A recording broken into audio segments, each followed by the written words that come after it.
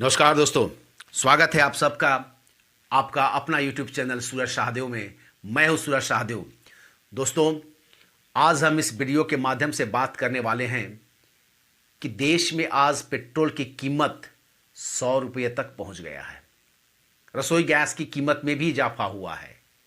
फिर भी इसके विरोध में देश की जनता विपक्ष के साथ मिलकर सड़कों पर क्यों नहीं है? क्या विपक्ष अपना शाख खो चुकी है? क्या मोदी जी अपने 6 साल के कार्यकाल में देश की जनता का विश्वास जीतने में सफल हुए हैं? आज इन्हीं मुद्दों पर हम चर्चा करेंगे। दोस्तों, चर्चा शुरू करने से पहले एक छोटी सी रिक्वेस्ट होगा, अगर आप चैनल में नए हैं तो इस चैनल को जरूर सब्सक्राइब कर दें, लाइक बटन को दबाएं और बेल आइकन को भी जरूर दबाएं ताकि मैं कोई नया वीडियो भविष्य में डालूं तो उसका नोटिफिकेशन सबसे पहले आप तक पहुंच जाए। जी हाँ दोस्तों, आज विश्व में पेट्रोल की कीमत में गिरावट आई है। और अगर हम देखें कच्चे तेल के आयात जो कीमत होती है रिफाइन होने के बाद, वो 32 रुपये रिफाइन होने के बाद उसकी कीमत होती है। उस पर केंद्र सरकार का जो टैक्स है वो टैक्स होती है 33 रुपया।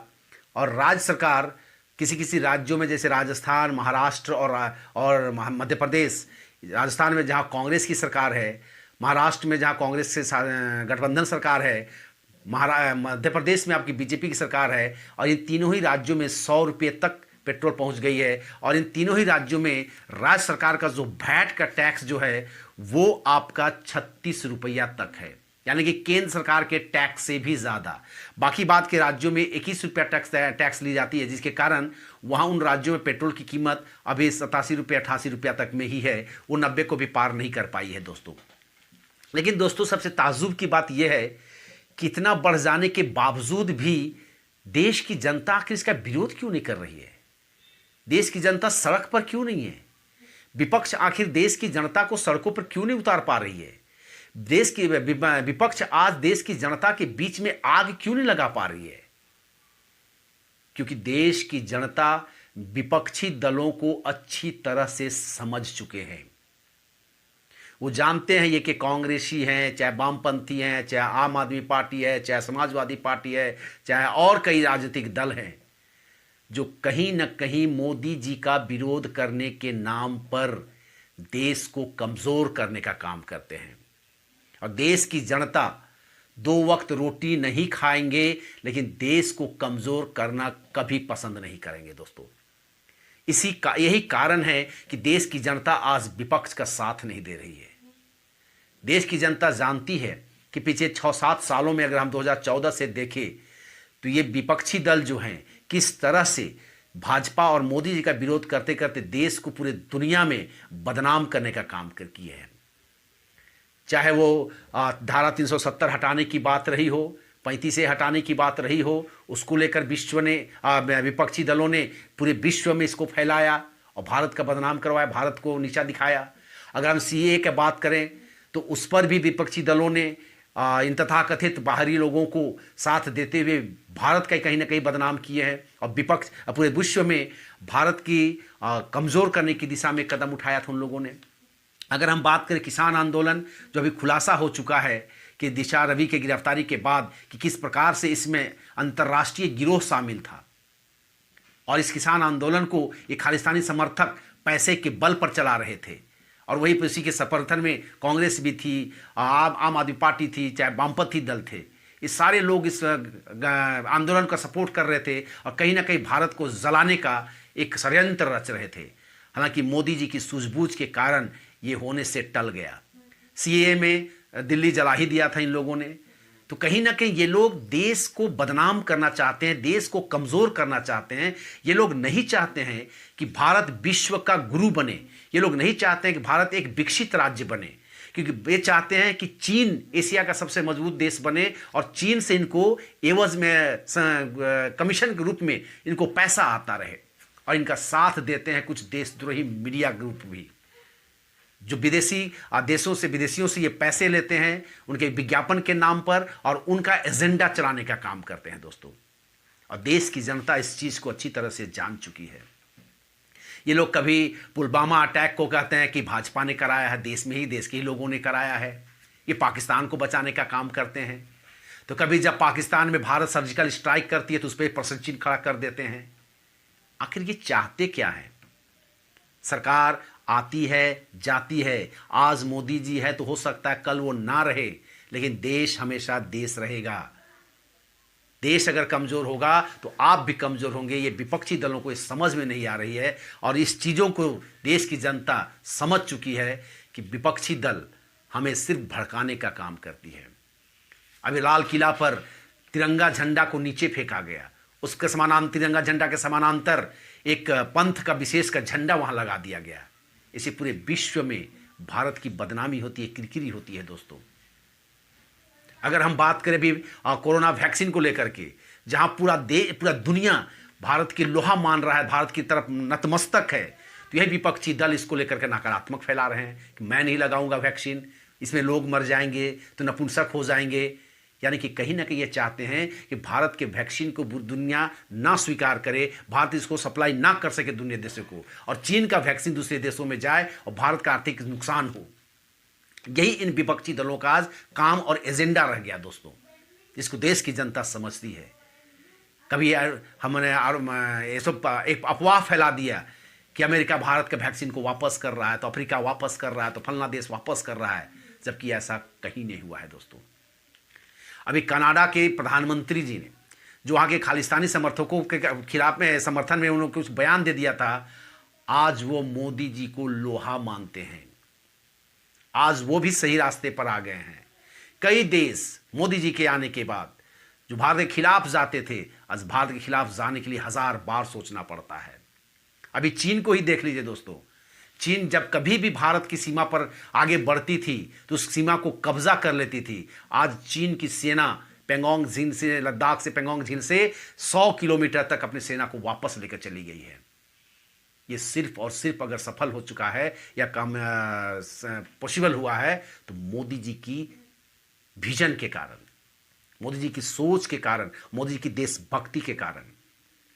जिस प्रकार से मोदी जी आज सेना को मजबूत किए हैं, चाहे आर्मी हो, चाहे नेवल फोर्स हो, चाहे एयरफोर्स हो, कई वर्षों से यहाँ पर लड़ाकू हेलीकॉप्टर की कमी थी, तो फाइटर जेट की कमी थी, तो यहाँ पर सेना में गोली बारूद की कमी थी। इसको कई बार रिटायर्ड सेनाध्यक्षों ने इस बार मुद्दा को उठाया था, लेकिन कभी कांग्रेस की सरकार ने इस पर ध्यान देने का काम नहीं किया। लेकिन मोदी जी जैसे ही आए, इन्होंने इस क्षेत्र में काम किया। आज भारत अपना खुद का हथियार बनाने में सक्षम हो गया है। आज भारत खुद का सैटेलाइट लॉन्च कर रहा है दोस्तों, और ये सब हुआ है सिर्फ और सिर्फ मोदी जी के विजन के कारण।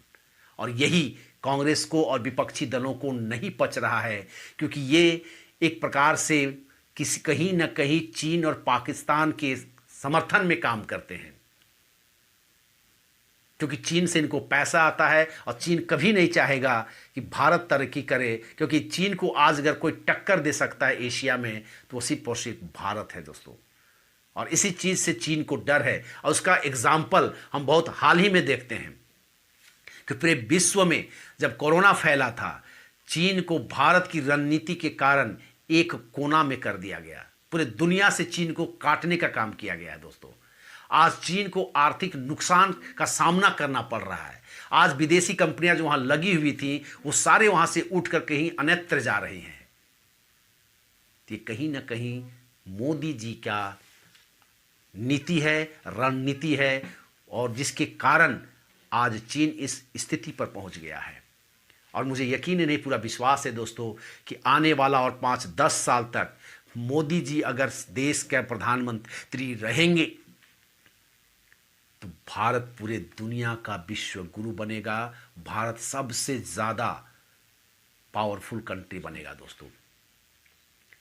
आज G7 के देश, जहाँ पर आपके अमेरिका है, कनाडा है, जर्मनी है, यूरोप है, इटली, आपका जापान है, इन 7 देशों को जो है, इन लोगों ने भी भारत को अपने ग्रुप में शामिल करने के लिए लालायित हैं, क्योंकि उनको भी मालूम है कि भारत एक उभरता हुआ आर्थिक शक्ति है, पावरफुल देश बनने जा रहा है।